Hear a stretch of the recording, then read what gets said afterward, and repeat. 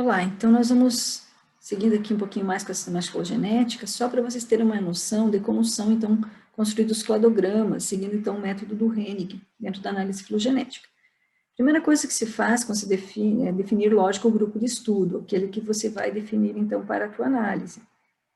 Esse táxon, que pode ser, de repente, uma família de borboletas, pode ser um gênero de determinado grupo de plantas, enfim, você vai definir o teu grupo de estudo e ele vai ser chamado, então, de grupo interno, teu grupo de estudo. Temos que lembrar que, pela proposta do método Hennig, esse grupo de estudo, ele precisa ser um grupo monofilético.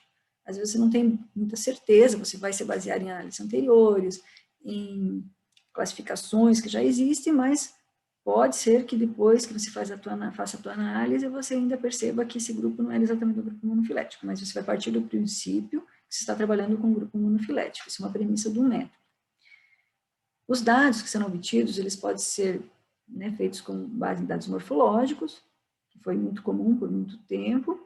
Hoje em dia se usa muito mais dados moleculares, quase que as análises atuais são exclusivamente feitas com dados moleculares, mas tem muitos trabalhos também feitos com registro fossilífero, e outros ainda que se utiliza para tratar da biogeografia, distribuição dos táxons aí no ambiente.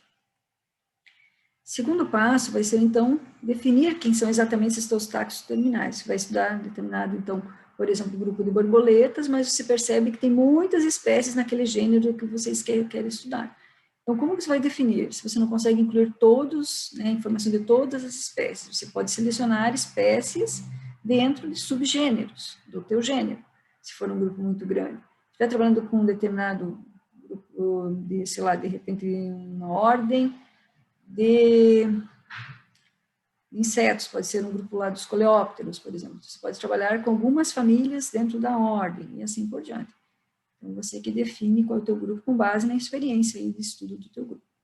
Na sequência, você vai ordenar, vai organizar uma matriz de dados, que é onde você vai colocar todas as informações, então, a lista dos táxons que você está estudando e as características que você vai levantar a partir da observação desse grupo. Então, a orientação das matrizes, muito comumente, você encontra dessa forma, os táxons, a lista de nomes, nas linhas, e os caracteres, as características levantadas, distribuídas nas colunas. Veja que aqui nós transformamos aquela característica em códigos, então isso é feito na sequência. A gente ordena dessa forma também porque a maioria dos softwares que são utilizados para fazer análise filogenética, ele vai aceitar a inclusão dos dados, vai rodar os dados se eles estiverem nesse formato. Observando os organismos que você definiu para estudo, você vai então fazer uma lista de características, você vai fazer então um levantamento dos caracteres, lembrando que você vai observar caracteres e vai listá-los, mas eles precisam ser caracteres homólogos. Então, lembre que eles precisam ter a mesma origem biológica, a mesma posição anatômica. Então, você pode começar, por exemplo, você vai estudando aqui esse grupo de besouros, observando, começando, sei lá, pela região torácica, pela região cefálica. Então, na cabeça, quais são as estruturas que estão presentes?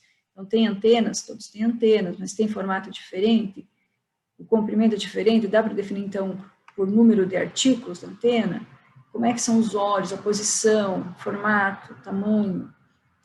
Depois você pode seguir para o tórax, a questão das asas, tem os dois pares, qual que é o formato, e assim por diante. Então, você vai seguindo, fazendo uma lista de características. No primeiro momento, você ainda não está atribuindo códigos, mas você pode já ir numerando. Você pode colocar, por exemplo, caráter 1, por exemplo, a ausência de antenas. Nesse caso, o formato da antena, e vai numerando. Você tem aqui embaixo, por exemplo, a possibilidade, se estivesse estudando aqui, por exemplo, os moluscos, de definir características, e no primeiro momento, então, definir uma lista, um código, para cada um dos caracteres que você levanta. Nesse caso, se fosse, por exemplo, presença de concha. Só que você tem situações dos moluscos que eles podem ter uma concha, não ter a concha, pode ter uma concha como um resquício, uma coisa interna, e pode ter uma concha externa. Então, você poderia ter 3 situações possíveis para aquele caráter que você colocou. Então, na sequência, você vai fazer uma codificação. Você vai definir se o estado é 0, 1, 2, 3, 4, 5, dependendo, então, aí da situação. Você codifica, você vai ter uma série de transformações. No primeiro momento, você não sabe se a condição anterior era 0, foi para 1, para 2 ou 3, porque não tinha concha, depois surgiu a concha, ou se ele já tinha uma concha no ancestral e depois houve uma perda evolutiva dessa concha. Então, no primeiro momento, você não sabe ainda, digamos, você não está, esses dados ainda não estão polarizados, você não sabe qual foi a sequência, né, do surgimento nessa série de transformação. E aí, isso é uma etapa seguinte, você vai polarizar essa tua série de transformações, vai dizer se foi de 0 para 1 para 2, ou o contrário. Né? Então, como eu falei, a questão da concha, pode ser que o ancestral não tinha, depois surgiu, e depois ela desapareceu novamente, como acontece aí com muitos casos com os insetos, né? A questão das asas, né? Que traça não tem asa, depois dentro do grupo dos insetos, a grande maioria tem 2 pares de asas, aí quando você olha lá nas moscas só tem um par, e aí olha lá na pulga, não tem asas, por exemplo. Então, aí essa polarização, essa sequência das transformações, muitas vezes só consegue melhorar ou definir depois que você estiver fazendo já a primeira análise, a primeira observação dos seus dados já organizados. E aí sim você consegue estabelecer os estados apomórficos em relação aos presomórficos. Então, não tinha e depois surge, ou existia e depois ele perdeu, ou ele era oval e ficou alongado. Vai depender do caráter aí. E como que a gente faz para saber, então, comparar, né, para saber qual que é a sequência dessas transformações? Na maior parte das análises, o que a gente se utiliza é uma comparação com grupos de fora do meu grupo de estudo. Então, se eu estiver estudando moluscos, eu vou comparar com algum grupo de anelídeo, de artrópodes, certo? Se eu estiver estudando, por exemplo, borboletas, eu posso comparar com qualquer outro grupo que seja de insetos que não borboletas, para eu saber, então, qual foi a sequência, né, de modificações possíveis desse grupo. Mas também é possível utilizar informações da ontogenia, seja lá do desenvolvimento embriológico, ou paleontológicos, observar se tiver registros fósseis. Também você pode fazer uma comparação para saber se a condição é anterior ou posterior, se ela é plesiomórfica ou apomórfica, certo? Mas o mais comum nas análises é comparar com um grupo de fora, que nós chamamos de alto grupo. Aqui um exemplo bem simples, só para vocês entenderem. Digamos que você já tem uma matriz, que você já fez o levantamento de caracteres, você já atribuiu um código, né, e os estados para cada um desses caracteres. Aqui vamos considerar 8 táxons, lembra que a gente coloca aqui nas linhas, e 6 caracteres. Bem simples, só para entender. Então, no primeiro momento, eu sei que esses grupos são relacionados, porque eu estou considerando que é um grupo monofilético, todos têm uma mesma origem, mas eu não sei nada ainda entre esses táxons. Eu vou começar a olhar e estudar essa matriz de dados e tentar reunir, né, esses táxons, né, para ver se eu consigo formar grupos dentro desse meu grande grupo. Então, vamos utilizar aqui, por exemplo, o caráter 5. Vejam que ele reúne um grande número de táxons, do D até o H, pela condição 1 do caráter 5. Então, eu já poderia, por exemplo, separar, deixar de fora o ABC e juntar aqui do D para frente todos esses num grupinho. Mesma coisa com o caráter 1.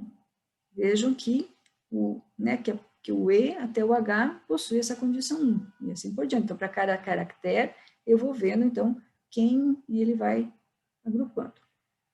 Então, voltando para essa mesma matriz, então, como eu falei, ó, o caráter 1, aqui o caráter 2, aqui o 3, juntando o B e o C, e assim por diante. Então, cada um dos caracteres aí, conseguindo agrupar indivíduos dentro do meu grupo. Lembre que cada uma dessas características, que são, então, que vão definindo esses meus clados, esses meus grupos monofiléticos internos, eles são caracteres homólogos, lembram apomórficos, porque eles são derivados, e eles são compartilhados. Tá? Então, a gente pode chamar cada um desses caracteres compartilhados aqui, dizer que eles são sinapomorfias.